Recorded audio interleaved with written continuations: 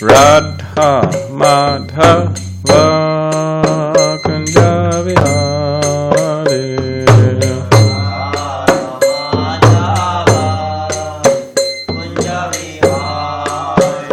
Jaya Radha Madhava Kunja Vihari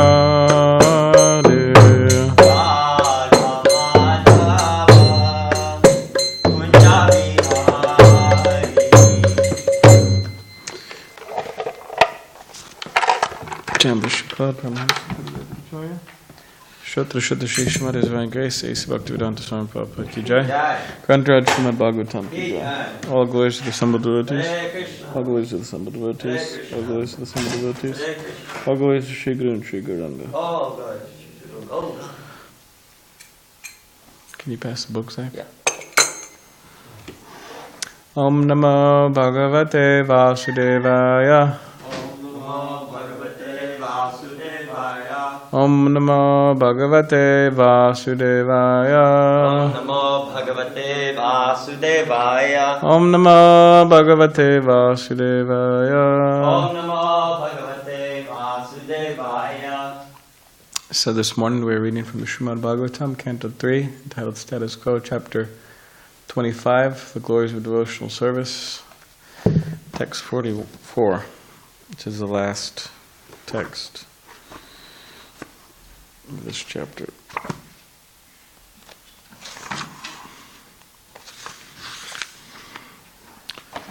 Etavaneva lokesmin Pungsam nirshe yashodaya Tivena bhakti yogena Manomayarpitam stiram Etavaneva lokesmin Pungsam nirshe yashodaya Tivena bhakti yogena Manomayarpitam stiram Etavaneva lokesmin Pungsam nirsheshodaya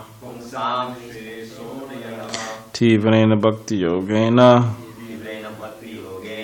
Manomayarpitam stiram Etavaneva lokesmin Pungsam nikshesodaya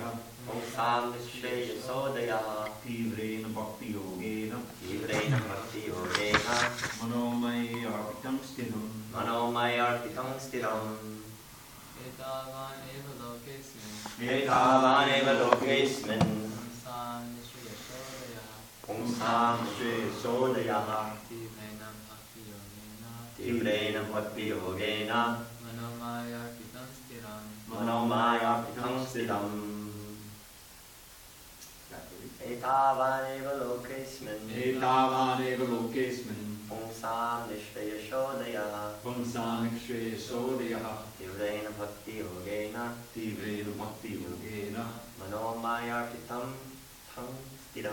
Manomayarpitam stiram. What's on your knee there?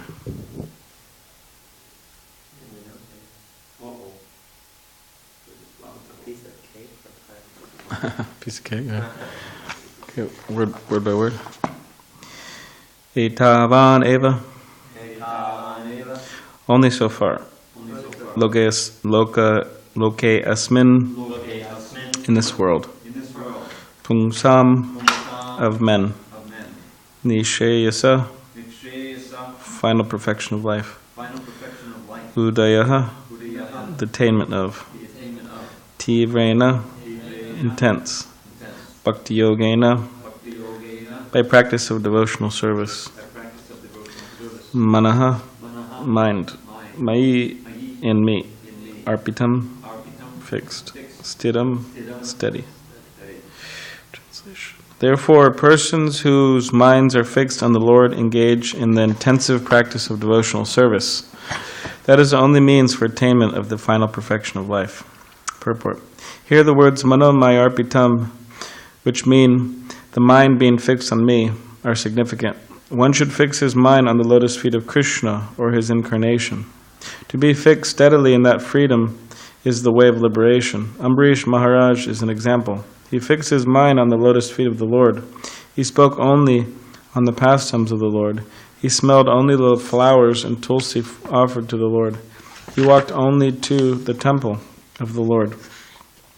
He engaged his hands in cleansing the temple. He engaged his tongue in tasting the food stuff offered to the Lord. He engaged his ears for hearing the great pastimes of the Lord. In that way, all his senses were engaged. First of all, the mind should be engaged at the lotus feet of the Lord, very steadily and naturally. Because the mind is the master of the senses, when the mind is engaged, all the senses become engaged. That is Bhakti Yoga. Yoga means controlling the senses. The senses cannot be controlled in the proper sense of the term. They are always agitated. This is true also with a child. How long can he be forced to sit down silently? It is not possible. Even Arjuna said, Chanchalam hi mano Krishna. The mind is always agitated. The best course is to fix the mind on the lotus feet of the Lord. Mano mayapritam stidam. If one seriously engages in Krishna consciousness, that is the highest perfectional stage. All Krishna conscious activities are on the highest perfectional level of human life. Thus end the Bhaktivedanta purports of the 3rd canto, 25th chapter of the Srimadbhagavatam, entitled The Glories of Devotional Service.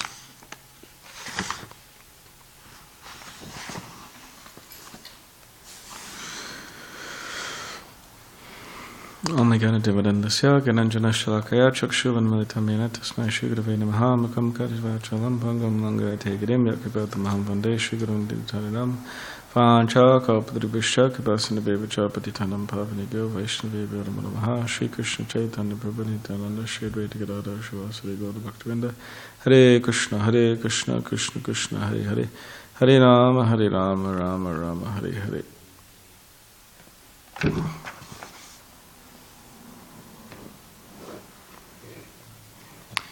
Therefore, persons whose minds are fixed on the Lord engage in the intensive practice of devotional service. That is the only means for attainment of the final perfection of life. So, people they want to engage themselves in activities. They want to be busy. They want to be doing something, unless they're in the mode of ignorance. But if they're in the mode of ignorance, they also want to.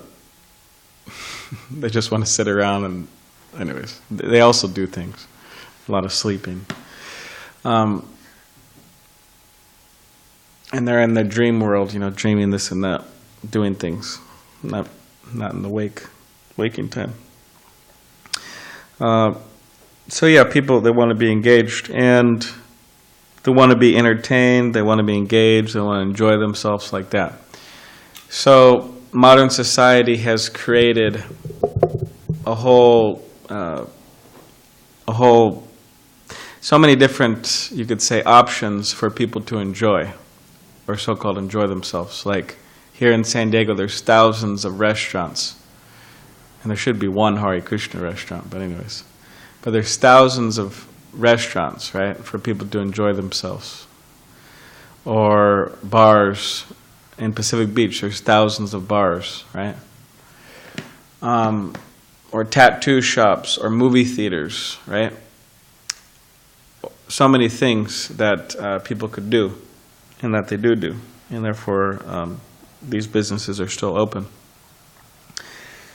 And you could say the problem nowadays is that people watch too many movies, play too many video games, and this creates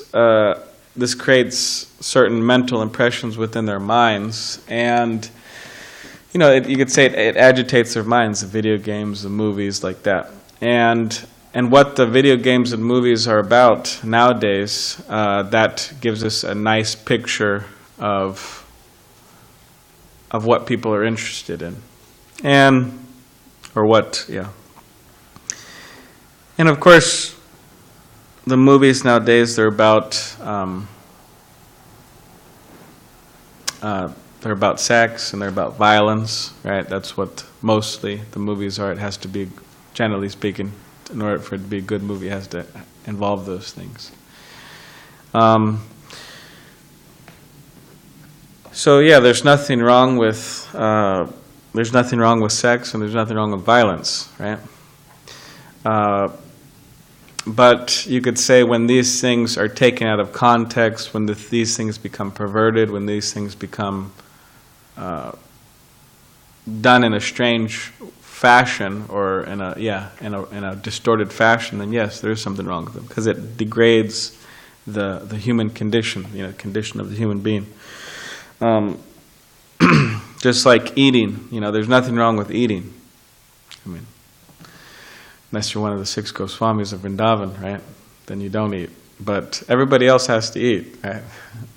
And there's nothing wrong with eating. But when people, they start, eating so much where they become, 500 pounds, and, they have to, instead of eating 2 pieces of pizza, they have to eat, 5 whole pizzas, then there's something wrong. There's something wrong. They have a disease. It's a disease. They become sick, actually. So, yeah, violence, there's nothing wrong with violence, Like Krishna, like Prabhupada said about the Bhagavad Gita, he said, some guy in India said, oh, if the message of the Bhagavad Gita goes all over the world, then there'll be peace. There'll be no more anger. And then Prabhupada said, what's wrong with anger? Krishna spoke the whole Bhagavad Gita to make Arjuna angry, so he could fight. So violence for the necessary purposes to protect people and like that. And even in Vedic times, they had wrestling matches. And people would go and see the wrestling match. Of course, it's different than nowadays. And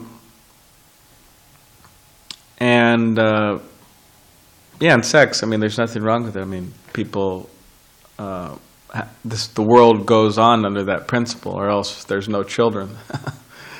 There's no family structure.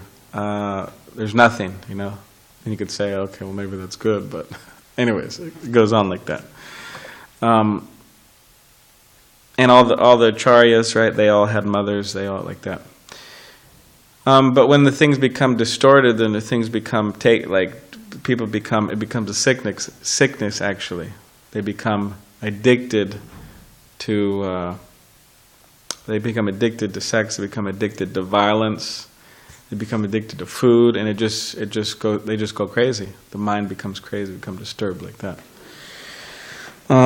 So that's the challenge that people want. That's a challenge that people have to deal with. That they want to enjoy. They want to enjoy their senses. They want to be happy, this and that. But sometimes it just gets out of control. Sometimes it gets out of control. And then one becomes unable to think of anything else, actually. They're just thinking of eating, and they're thinking about sex, and they think about defending, fighting people off, and that becomes their main focus in life. And that's a problem, because the main focus of a human being, okay, those things may be there, right? Those things might be there. But the main focus of a human being should be Krishna, should be God, should be self-realization, should be elevating the consciousness. And those things, okay, fine. But main thing is elevating the consciousness. So nowadays we have a situation in which the population largely is bewildered by these things. They cannot control the sex urge. They cannot control the eating urge. They cannot control sleeping. They cannot control any of the defense. They cannot control these things, and therefore the whole so much of the population is disturbed. They're mentally disturbed, and we may be to certain degrees mentally disturbed by these different things.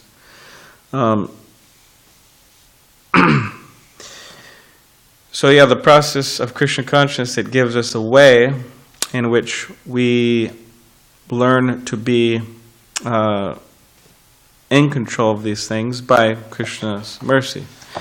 And we do that by engaging our senses in the service of Krishna. There's one quote, it says that, from a poet, he says, people, I heard this from Mukunda Datta Prabhu, he said, people that become sick with desire, chained to a dying animal, and they don't know who they are.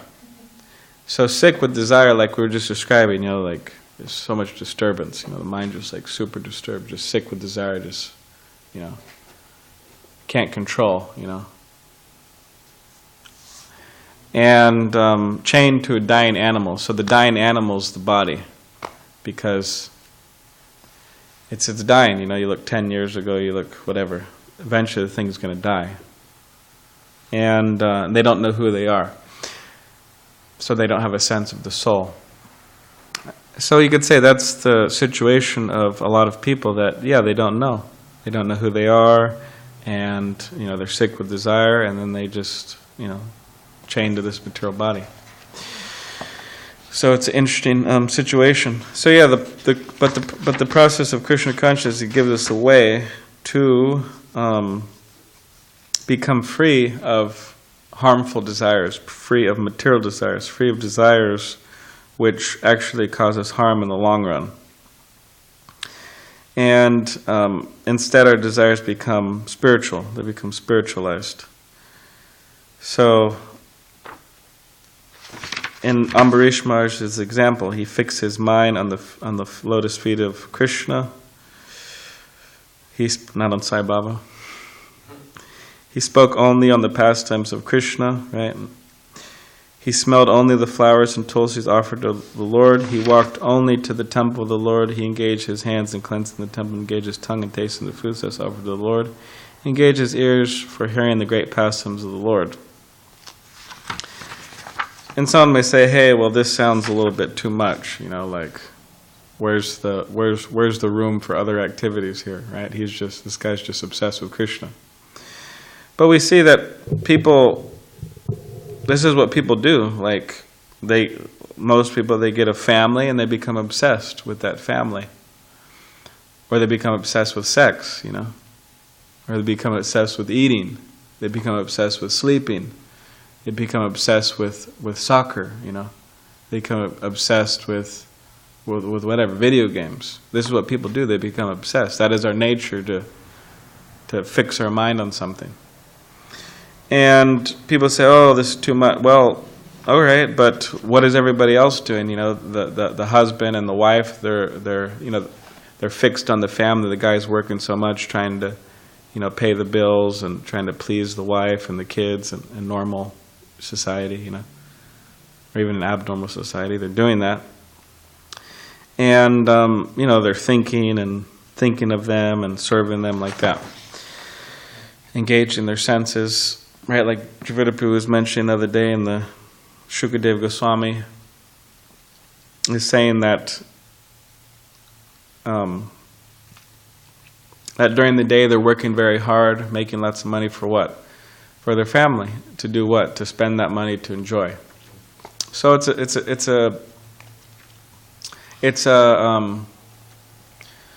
actually you could say obsession. You could say it's an obsession. So, but when someone has an obsession with God, people think, oh, that's weird. Like, you guys are just, like, this is a waste of time, that's weird. Or obsession with, higher principles, knowledge, and all these different things. Oh, that's just weird. But better be obsessed with something that provides superior happiness than be obsessed with something that provides inferior happiness. And people say, hey, well, how do you know? Or well, most devotees have experience with other happiness, inferior happiness. So therefore they do know. Just like they asked Prabhupada about LSD. And they said, oh, you're saying chanting Hare Krishna is better than LSD, but how do you know? They were challenged Prabhupada and said, well, how do you know? You never, you're from India, you never took LSD. And Prabhupada said, well, I have all my disciples, all my students here, and they all did it. And then they gave it up. So that means Hare Krishna is superior, because they traded that pleasure for the other pleasure. So yeah, that's the option. Those are the options. And of course, the whole material world, there's a big variety of different things, right? There's so many movies, and there's so many video games, and so many, women, and so many different types of food, and different places all over, Sure.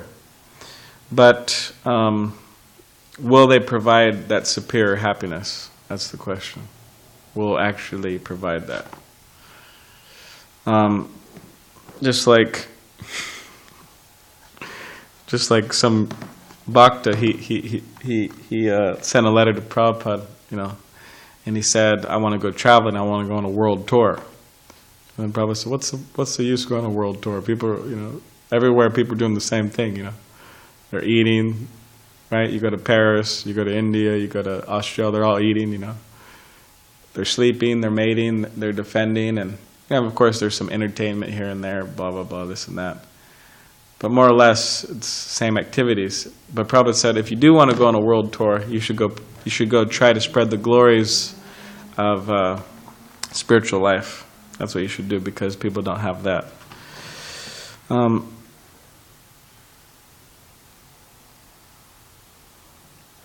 So yeah, the process of bhakti yoga, it's very clear, and it is very, very, you could say, scientific, very clear, and it's all there, and it's not based on like speculation or anything like that. So when we hear things like devotees say all types of stuff, oh, this and that, and so said this, and so said that, or Prabhupada said this. I was just reading some time ago that Prabhupada was in L.A., and he was up in the room, and some devotee came to him, and he said, oh, Prabhupada, I have a question, a sannyasi. And he said, I heard that you said something. And then Prabhupada said, oh yeah, what was that? So Shruti Kirti, a sannyasi, and Prabhupada. And then this sannyasi said, oh, I heard that you said the World War III is going to start on November 15th, whatever, some date, 1975. Is that true? And then Prabhupada kind of was a little surprised, and he said, oh, I didn't say that. Who said I said that, And then the sannyasi said, oh, I heard Shruti Kirti said that you said that. And Shruti Kirti was sitting right there. And then Prabhupada looked at Shruti Kirti and said, Shruti Kirti, did you say that? He said, no, I didn't say it. He said, okay. And then Prabhupada made the point that, yeah, they'll say I said so many things, but unless I said it, then, you shouldn't believe it. And, it's in the books, that's the point. Knowledge is in the books or in the lectures, like that. Veda-based, right? It's easier to look up these days, you just... So yeah, it's not based on speculation. And, in the process of trying to control our senses, engage them in the service of the Lord, then engage them, there may be issues in relation to that. In other words, we may fail. Most people do. Just give it some time. And that's not a that doesn't necessarily mean that we have to give up the process, or we have to, move out of the temple or something like that. It doesn't mean that. It just means we failed in the process. And by the way, everybody else failed in the process too. If they didn't say they failed, that means that one, they're lying, or two, they're liberated. That's what means he didn't fail. Interesting enough, too, I was actually a little, I was also reading that in that similar time frame, the brahmachari came in to, and of course brahmachari is a student, and there's no relation with women, stuff like that. And a brahmachari came in to Prabhupada's quarters and he said, "Oh, Prabhupada,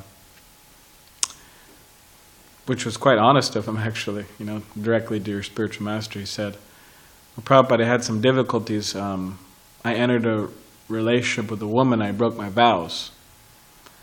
As a brahmachari, he was saying that. And he was still a brahmachari. And then this brahmachari said, "Oh, I was thinking about getting married. So what do you think, Prabhupada?"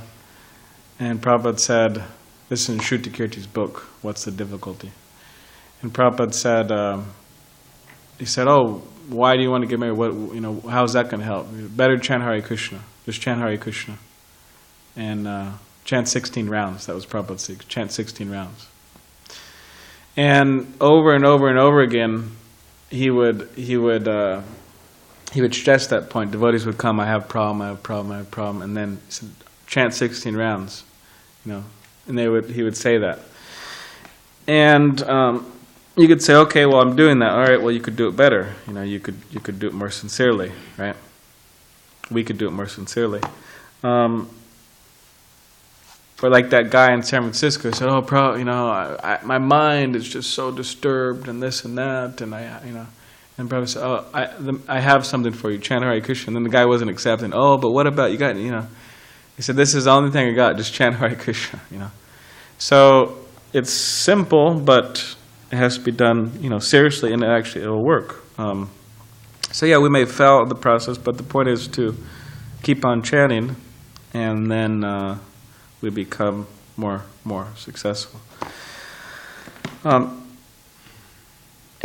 Prabhupada gives an example of the child here, that it is true also with a child, how one can be forced to sit down silently. So that's like a torture for the child, right? You just put him in the corner and say, "Oh, you sit here, don't do anything." That's just torture. You just sit here, you don't do anything. It's similar, our mind, it has a tendency to be active. So we just try to stop it. "Oh, just stop, just don't do anything." It just doesn't work. So we have to engage it, and in the process of engaging the mind, we have to give it better engagement, because the mind, may be conditioned to certain thought processes and certain things, ideas. So we give it a better engagement, right? That they could derive some pleasure from, spiritual engagement, because it's very difficult to control the mind, but we have to try to fix it on Krishna.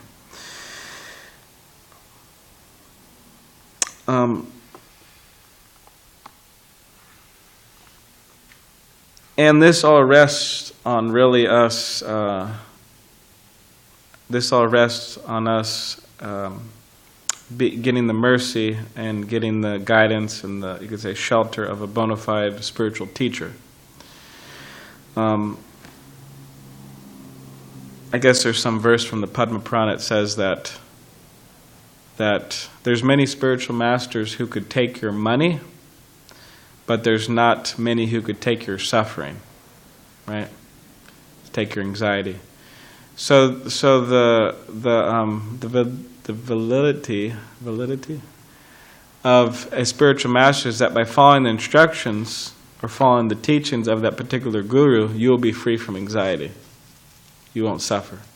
That's the test. So there are spiritual masters like that. We follow their guidance, the instruction, we don't suffer. So the idea is to find those spiritual masters, find those personalities, and associate with them.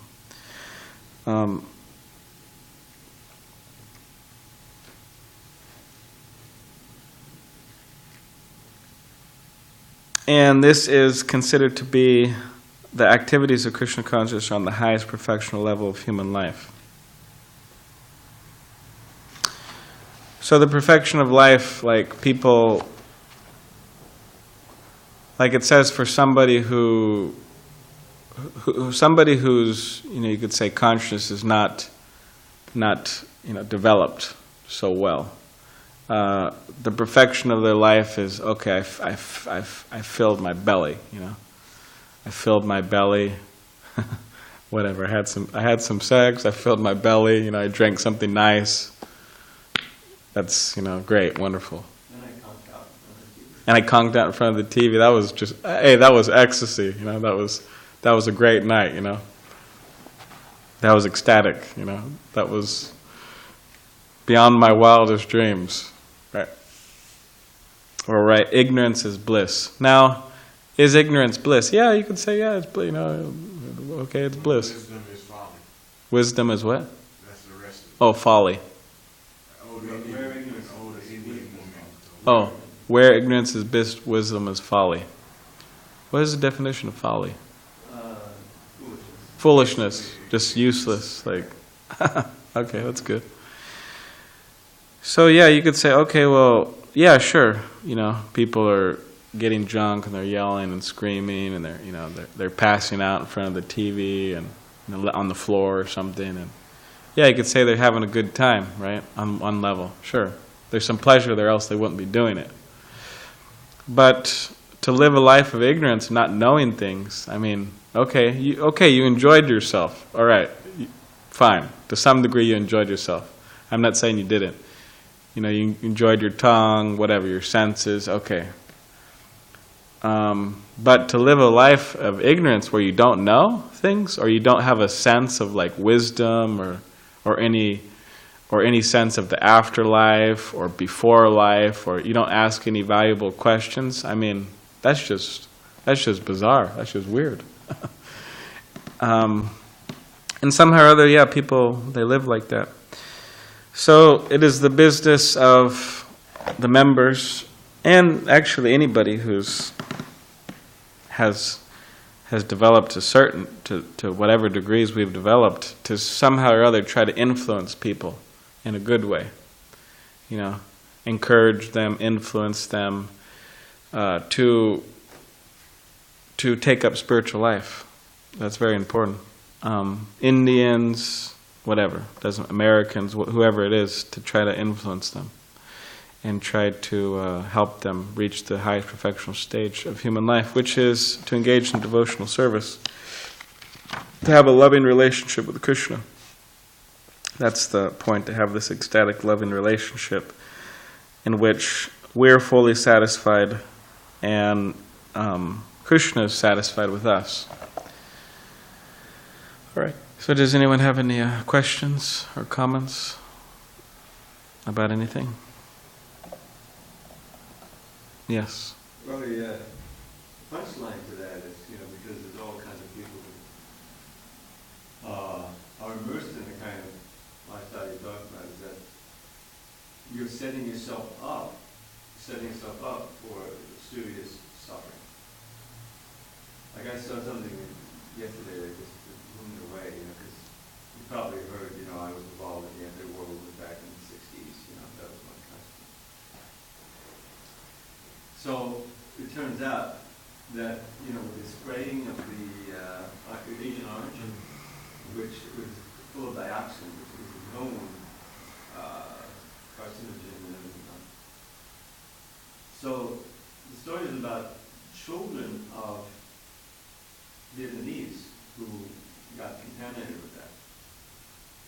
And it's just mind-blowing. I mean, they're born with, limbs distorted, and there's constant there are 20-year-old kids, people who have been like that all their life. And their mothers care for them, and they can't talk, and it's brain damage, and they're alive. And this is done all over the country. And one of our own devotees here, you may remember Mahamuni. Yeah. He used to come to my class. Yeah. He's suffering from that, heart problems and all that. So that's an extreme example, but that's what this, the total obliviousness, motive ignorance, motive passion leads to. It leads to activities that then have huge consequences, both for you and for the people around you. So that kind of don't bother me, I just want to enjoy now mentality, which is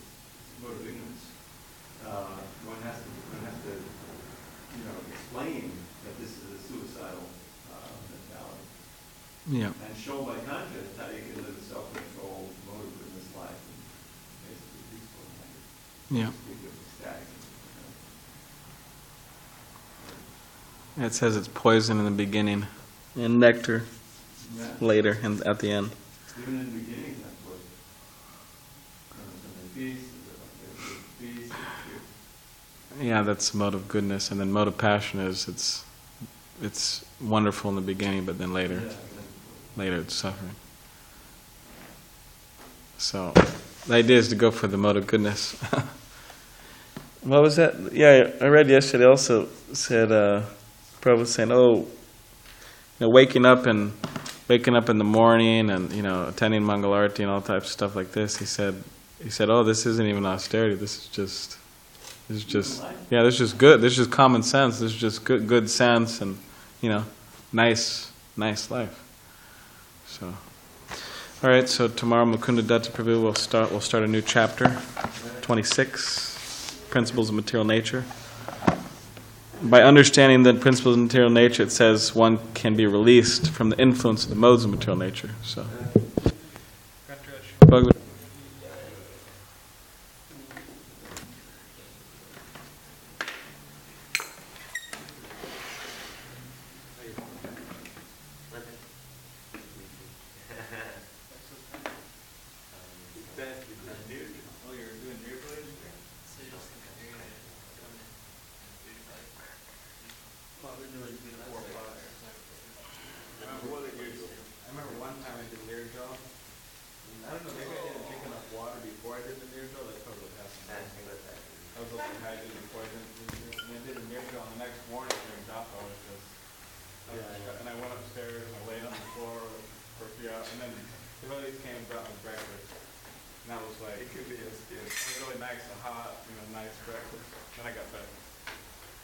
Yeah, I used to do it all the time. I didn't have too much trouble. And now I just do it eating jolly. I have to eat chapatis and no subject. Yeah. You feel so full of something. Yeah. You're okay. Thank you for relax.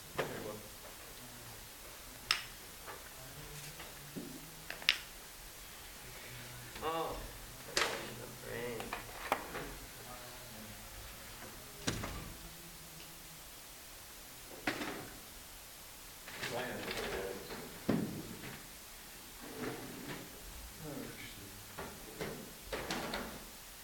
They used to, Madam Mongo, when we would go on boats, we would ask people, how do you become so humble? I was always blind. And then one guy said, so how do you become so humble? And the guy said, it's life. Life and humble. Yeah, life and be humble. Life is weird. So here's the thing. So how is that? There's too bad more. Hurricane.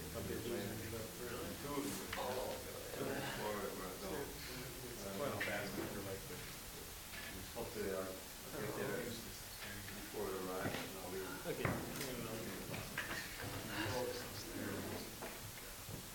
it's getting cooler and so we need to put on this chowder. I think probably for the next week probably have the same one, it's real light, but it's really like so, Janard's not doing it. He's saying that people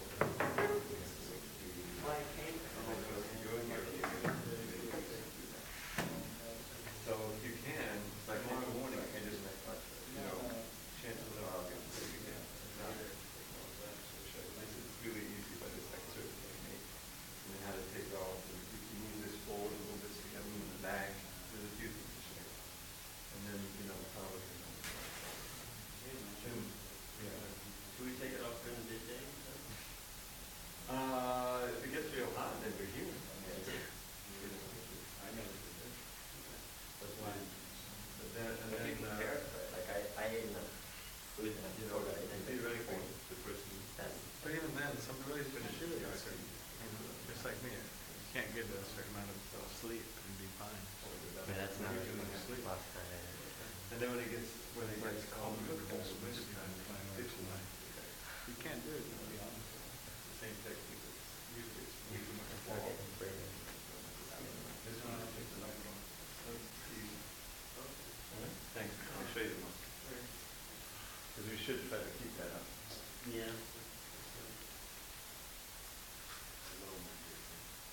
What's going on there, Mike? Okay, very good. Gotta be sure.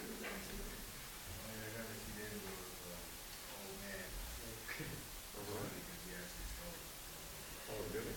But he really needed some money. Yeah. It's a good buy, good price for that. Something I'll help me out, you know. I needed a shirt too. Yeah. Good one. What's going on?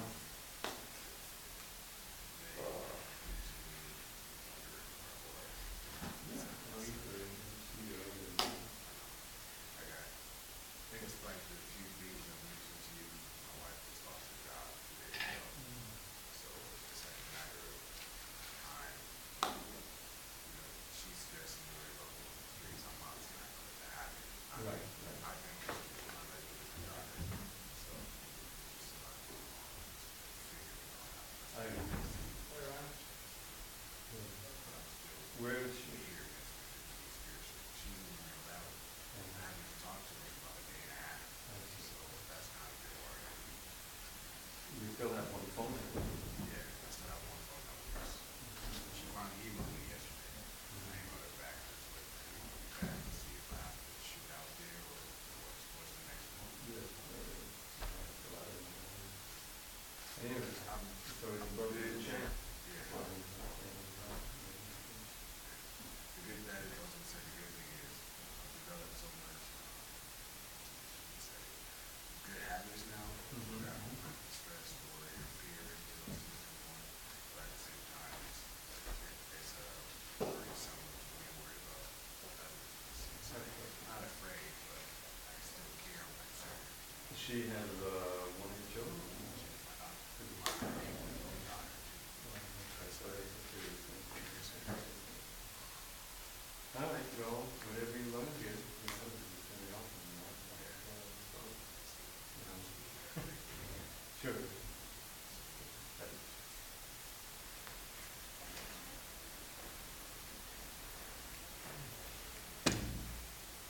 Oh.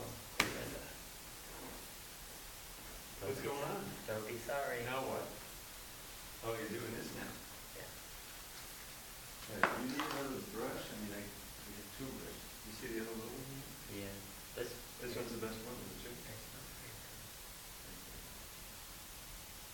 It's a, I mean, it works, but it's not like, Not super efficient.